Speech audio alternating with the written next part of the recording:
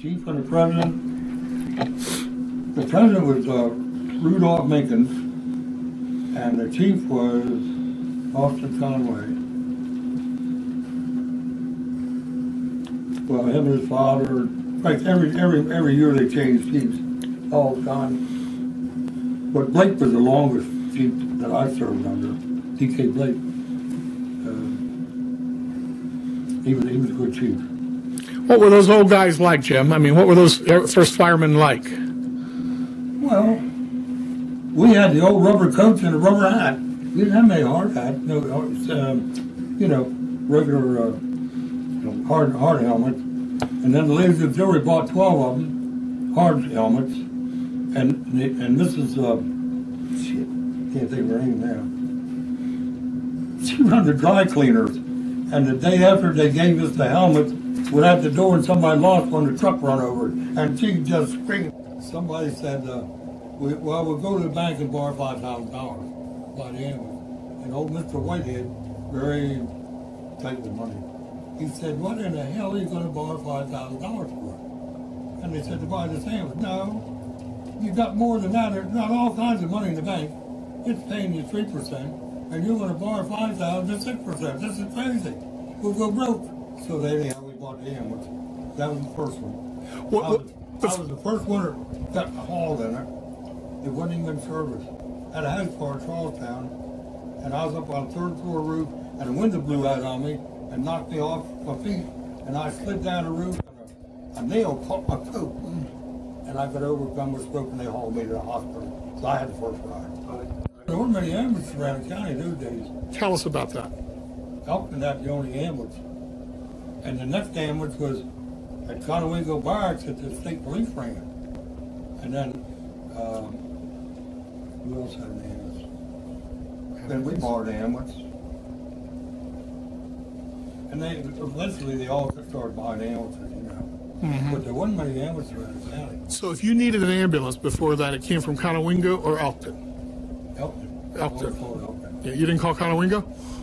Too far away. Too far away, yeah. Too far away. Did you ever get a big accident and that thing, the Conowingo unit would come down here? Well, they told me about a pickup truck. I'm serious. Yeah. I'm serious. Yeah. They wouldn't lay me about a pickup truck. Yeah. What kind of training did you have to ride it? Training? For the ambulance. What kind of training? First, Red Cross. Okay. Red Cross. Now, when you joined in... And we couldn't splint anybody or put tourniquets on. Well, tourniquet. But we couldn't split any broken limbs because the hospital didn't want them brought in that way. We couldn't split people. So you just stabilized them. When you started in 48, was there any type of fire service training? Oh, yeah. Yeah, these people come around.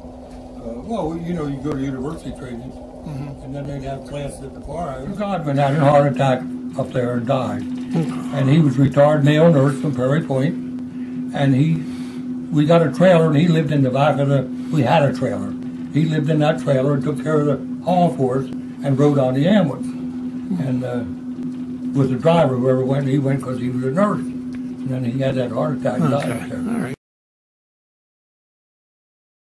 And one in Carlson's garage where Doss worked. And they would ring all three places. And he could blow the fire whistle from all three places.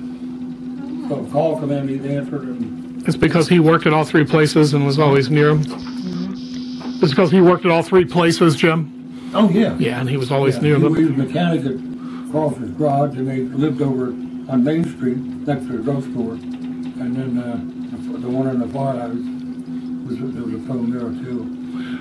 The head man said, now, if we have an attack, you'd all come to the control center, and we got food, we got all this stuff, and I said, where the hell are we going to breathe? Oh, we're all right, we got a thing, we're going to bring the air outside. I said, Jesus Christ, it's something radioactive. I said, count me out. He said, no, you got to come in. I said, I ain't leaving my family to die. I can't come up there by yourself, I ain't going. But there's all this bullshit going on.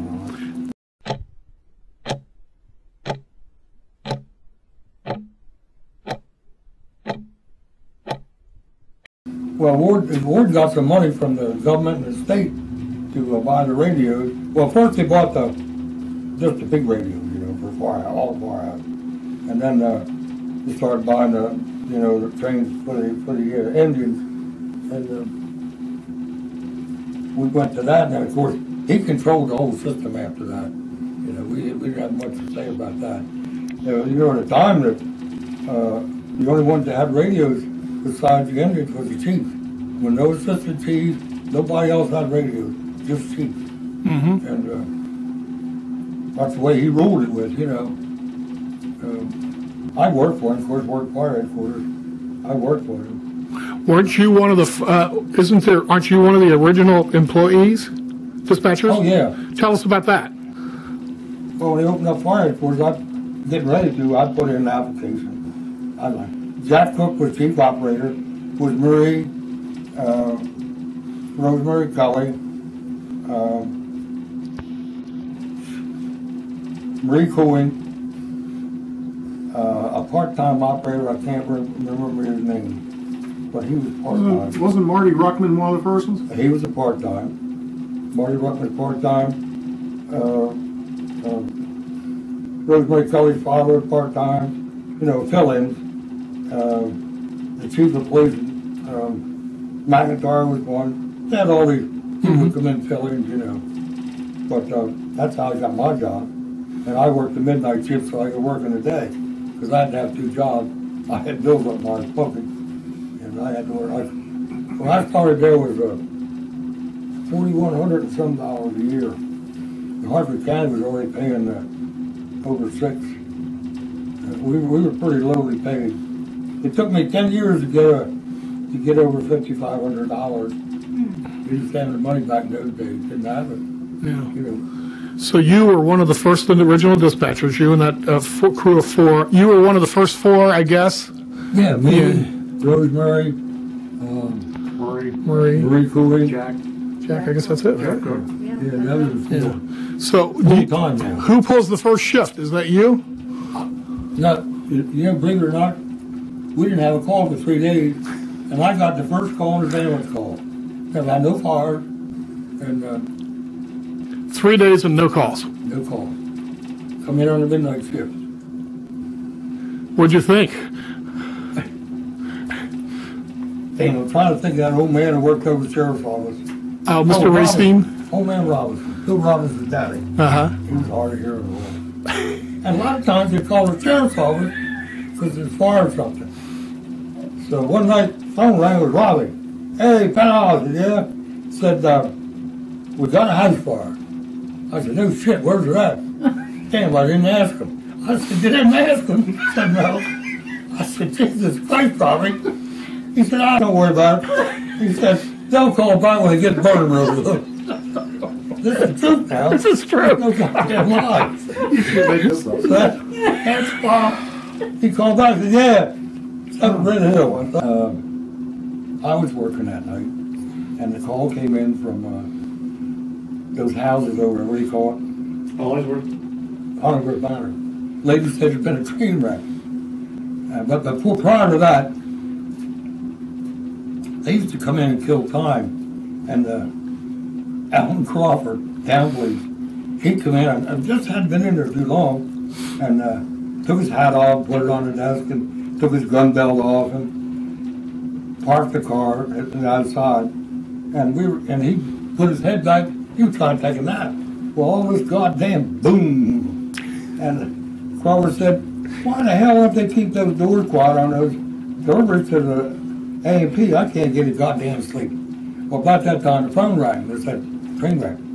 I said, Crawford, we've had a goddamn train wreck. Yeah, I know, 2 of them. I said, no shit, we have a train wreck. And you could turn that thing off. The radio said you could talk, but it wouldn't be going out. He thought I was playing a joke on him. And I said, I ain't bullshitting you, man. I have a train wreck. And I dialed it, the OC code, 50322. 50332 was the C code. And when that whistle went off, he took off out the door and up to the car. And here he come back. Got my hat. Got his hat off. Well, I got my keys back there. He said, the world's on fire. You want to see it? He said, it's everywhere. He said, it's lighting up the whole town. So it was a train wreck. So that morning, Rosie come in and her and I was working out getting all the transcripts. We had the old Osho recorder. You had one for the telephone, and the radio would come on when you pushed the button to transmit. But the Osho was a Japanese recorder, and we had to decipher all that shit and put it back in the records. And I finally got out there and was walking up to, I had to pass way back by Joe Black's garage, and I started to walk up toward the train wreck, and here comes Slaughter. Never forget this, it was maybe 1,000 years old.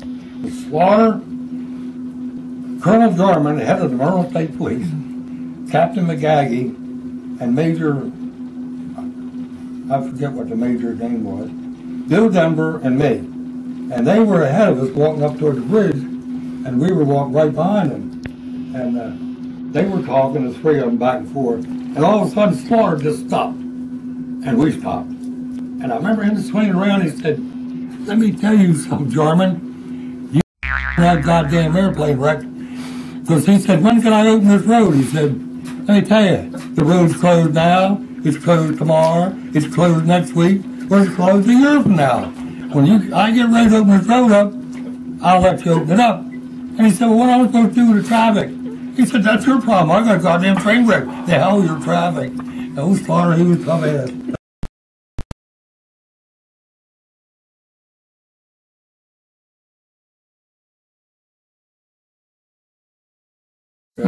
He'd go out and put the gates down. Well, the train was coming, and he went out and put the gates down, and all of a sudden it wrecked. So that's when that one car blew up. Fire was goddamn late. You could read the paper anywhere in town. I mean, it was burning. And that was 5 o'clock. By 5 o'clock in the morning, I think it was August the 19th. I don't remember what year, but I remember 19th just hit the subway. You know about what year, Alex? One man got killed in that. He got hit with one of the guys working on the wires was hit by a pentagram on a train going through and knocked him off and killed him.